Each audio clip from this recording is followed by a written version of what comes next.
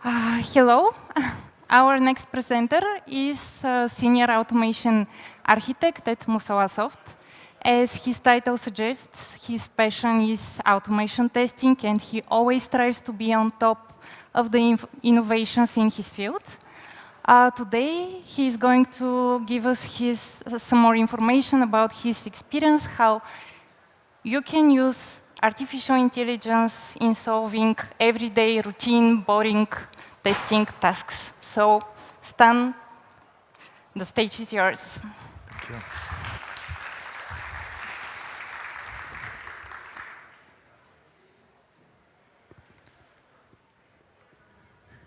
Hi. Lately, we were researching how we can use AI in our daily testing automation routines.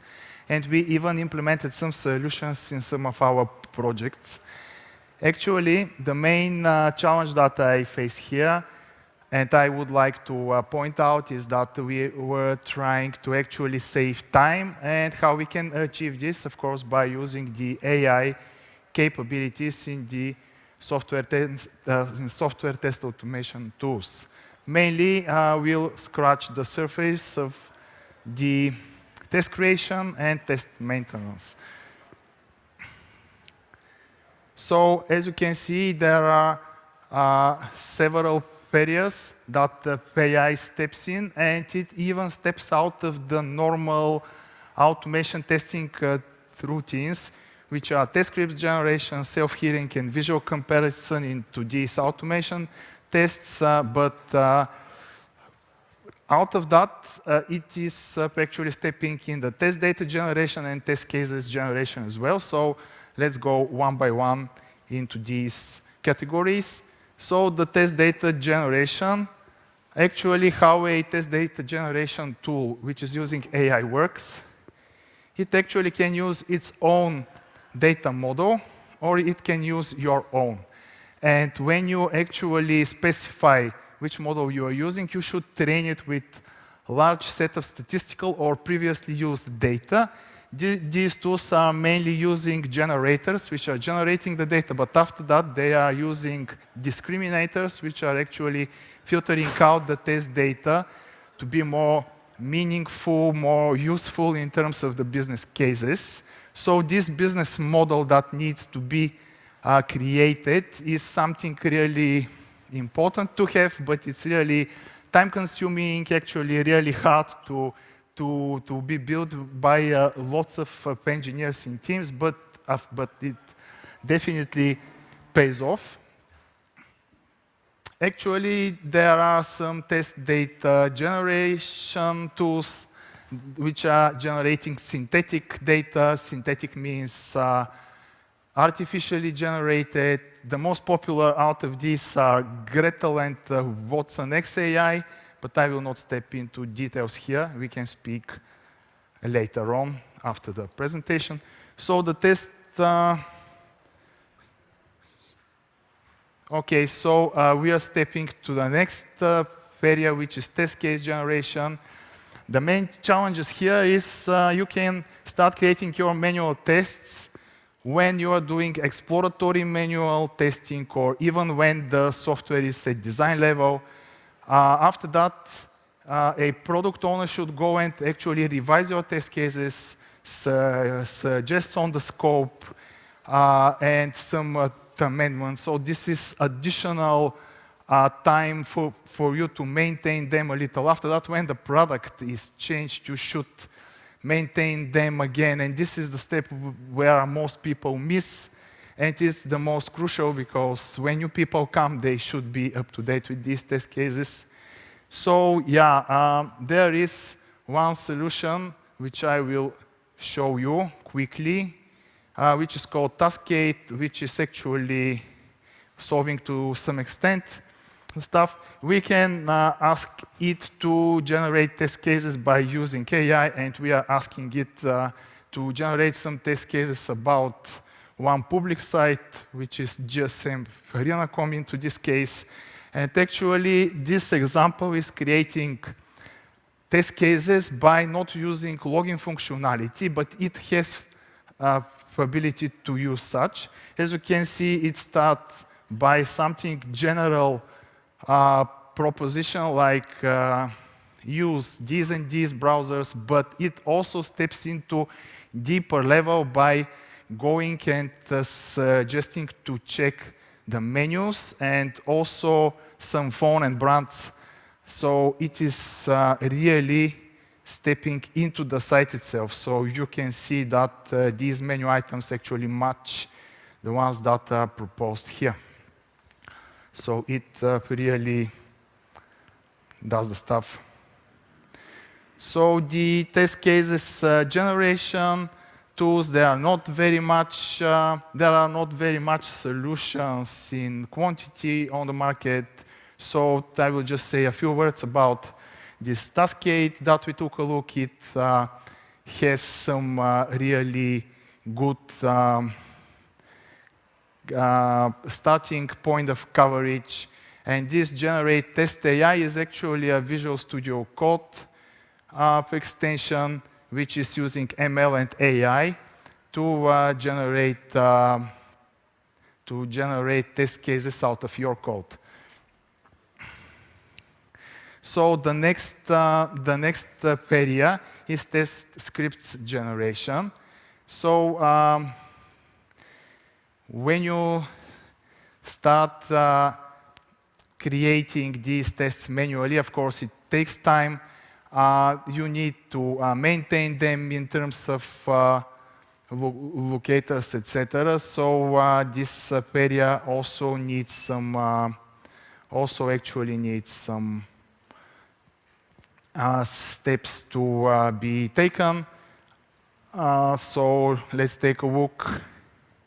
Here we use the testcraft demo. Actually, this tool that I will show you, it is going deeper and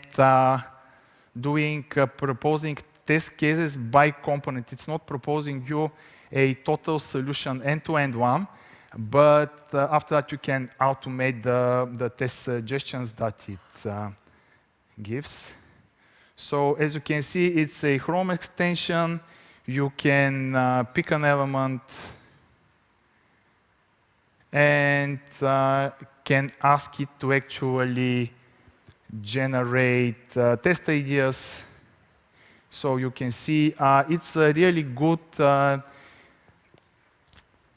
list of nodes. Let's say that you can't sometimes think of all of them, or you can give them as a base to think out of new ones. You can see positive, negative cases, and also some even stuff that are in addition, like proposals. So as you can see, the creative ones, yeah. So you can use some of them. There are checkboxes next to all of them. You can use some, and you can ask the tool to actually automate it by using, as you can see, Cypress, Playwright, using JavaScript, TypeScript, or to ask it to generate the page object model or not. So it starts generating by the page object model. It creates the page class with some methods, as you can see, and also after that it generates the script to use this page object model unit. So it really gives you a hint and helps you in the very beginning of your test automation creation here. So the conclusion that I would give you here, the tools that I actually researched, they fall into 3 categories: script generation, coding assistance, as you can see, and scriptless automation test generation. Why I mention scriptless when it's test script generation? Because no matter that it's scriptless, underneath there are some scripts which are executed, which the final users don't see. The script generation, as you know, can be done by this by this tool, actually, there are not much end-to-end tools that can do that. Actually, the coding assistance ones are, let's say, GitHub Copilot, ChatGPT, even Apply Tools has its test of execution cloud, but I'll speak about it a little bit later. So Mabel, also test project, AccelQ, some other tools like that are also can be used for scriptless automation, test generation. So let's move to the next area. So self-healing test scripts. So self-healing is actually the most important area in which the automation tools that are using AI are focused. So the challenges that we have here are mainly focused on the fact that there are some UI elements that actually can be changed by changing their locators. Their layout can be changed as well. Also tag names, attributes. So we need maintenance of this. And if some tool can do it for us, that will be really good and saving time, I would say. So here we will take a look about a solution called Helinium. Helinium is actually based on Selenium, and it is supporting it mainly. So there are some pros and cons about this tool. The pros are that it is open source, so many companies can use it directly. Lower maintenance means that it can self-heal, so the maintenance of the test scripts is lower, and the automation testers can actually focus on other stuff to do, like creativity and thinking out of the box solutions that they can apply. Stability, yeah, we have spoken about it. Remote text execution, yeah, we can use the Selenoid remote test execution grid. Legacy support, this tool actually supports iframe and JS actions. Integration, we already mentioned that it actually integrates with Selenium-based automation frameworks like Selenite. And mobile support, it also supports Appium for web and mobile. The cons is that it is not touching modern automation frameworks like Cypress and Playwright. So this is the Helinium demo. So just a quick show here is that we are running an automated test that's creating a note in a test application. You saw this message that the message was created, and then a button is clicked, the layout is changed, the UI locators are also rearranged, and no matter that their UI locators are also changed, the Helinium can do its job actually by passing the test, as you can see on the left bottom part of the screen. So what's going on here? It is actually validating this message here and on the bottom. And the main method that is creating the note, which is called create note, it's actually one and the same. And if we take a look deep down the code, we will see that actually the set of locators is just one set. There are not several of them predefined or something, but the Helinium is able to actually self-heal. So we can take a look at the Helinium report at the end. And we can see which locators have been changed, but the framework was able to actually heal and continue with no problem. So yeah, there are several of them. You can see that previously the node body was node body, and now it is node body changed, for example.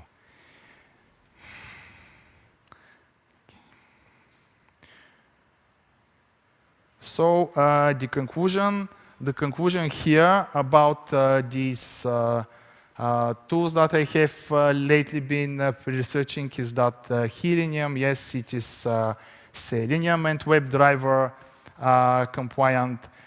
There is one tool called Cypress Test Goat.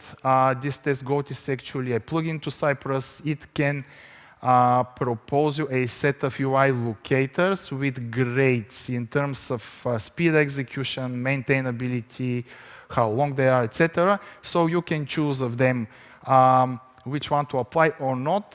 Playwright still don't claim to have a self-healing mechanism officially applied. AppReduce Execution Cloud is actually having a self-healing mechanism. It is performing like that with grades of the locators again, and it is directly applying it and showing what's changed.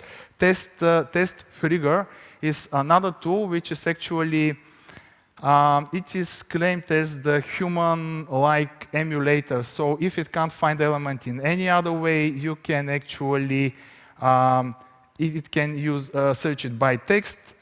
Selectors healing from Selectors Hub, for example, they are actually validating a bunch of locators in a batch manner, but me personally didn't see any propositions, but it's still useful. The visual comparisons, the challenges here that most of the tools are pixel perfect. They just say this baseline matches this screenshot or not, which is not sufficient enough at all. So we need to visually see what are the changed areas. They should be marked somehow, and also we should be able to have the actual ability to say, okay, this part of the screenshot is not with that big business value. Let's actually ignore it and don't take it into consideration. And also the visual comparison, what we need different combinations of tools, operating systems, actually browsers, resolutions. So we need a good support matrix here as well. So the AppReduce, it has eyes for this visual comparison and also for the image-like repo, and actually execution cloud in which it can self-heal, can run this cloud of actually this ultra-fast grid for it can actually execute 15 combinations for less than 10 seconds. So the tools are AppReduce. pCloud is also using visual AI, and actually AppRC is more suitable for mobile and web. Again, it's a product of browser stack. The actually raised effects automatically is an extra topic that I would like to really quickly scratch here. So there are not much tools on the market, but the idea is that there is one company called Virtusa. Actually, it is offering automatic defect triaging by classifying, by categorizing the failures in different categories, which are failure categories, and they're based on the previous test runs. It also spots on the core reasons why the stuff failed, and it's actually making some proposals. My general conclusion is what I can say, that no matter currently how much the tools are evolving, because they are, let's say, in some doing some baby steps to getting to some mature stage, they still need human supervision at all levels. So we would like someday maybe to see an autonomous decision, but in order to see it, we need this business model because it can step into test data generation, test cases generation. It can also help you create and not duplicate your test scripts. It can actually help you a lot for the visual comparison. So if we have this business valuable model, this business value model, it can help quite a lot to have one complete solution stepping in all of these areas. So we should concentrate on our human creativity and thinking out of the box skills because that's what gives us advantage of AI at the moment. So we should use AI just for a helper and not a general solution. So now it's the time to ask if you have some questions about these topics.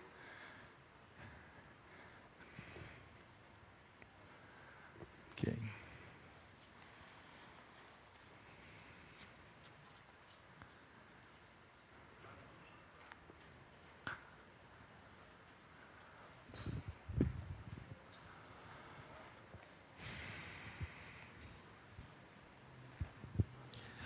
Thank you. Were you able to actually quantify the improvement which AI tools will bring into the whole process? How actually AI, what it actually brings Well, to the if you team? implement Yeah. So steps, what yeah. it actually brings is saving time in different sub areas. Like if you would like to maintain the scripts, automatically done. It can help you at least with some ideas which are time consuming.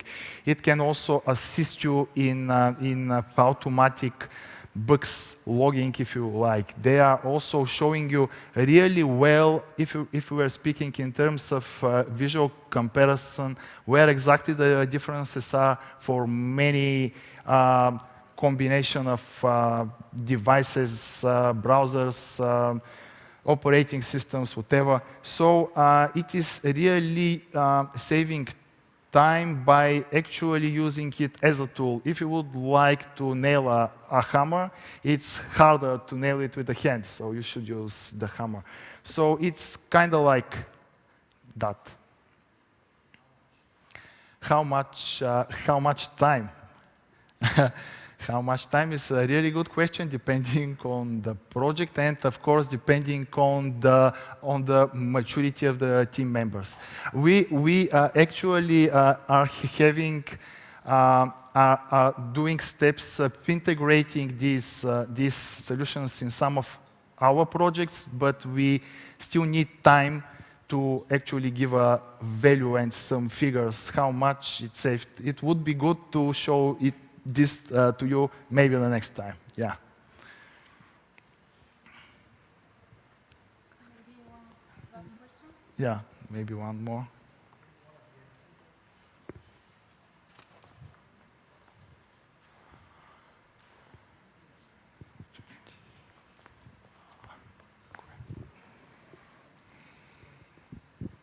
Okay, first, wonderful presentation. I have 3 questions, actually. Okay. I saw many people here holding their phones, photographing the slides. So I guess the first question would be, will the presentation be available after that? Actually, I know that there are some recordings on the tracks on the site, so so far you can move backwards and forwards. So I believe they will be available for some time there. Yeah. Cool. Also, there were quite handy 2 names to write down. So I guess my second question would be, what kind of beer do you drink? Just Vice One. Thank you. Okay. And the third one is actually about the self-healing tests. Is it possible to miss failing test because it has healed itself? Wow. Yeah. Actually, that's a really good question. So we should. It is not that actually easy this to be done because like like the Amplitude Execution Cloud and the Selenium, they're actually taking tons of data for each and every component, let's say hundreds of points, and not just about the element tags or attributes data, but let's say also relation of this element with the other elements in the DOM, and more, and they're actually using a database for all of this data, putting their algorithms over. So these tools like Selenium, Cypress Test Goat, and also this Amplitude Test Execution Cloud, they are making sure that such cases are lowered to the biggest extent. Of course, there is nothing perfect in this world. Something could slip in some really corner and specific case, but it is lowered to minimum, I would say. Thanks very much for your questions and answers. If you want, you can reach out to Stan. He will be here. And let's gather again after 10 minutes.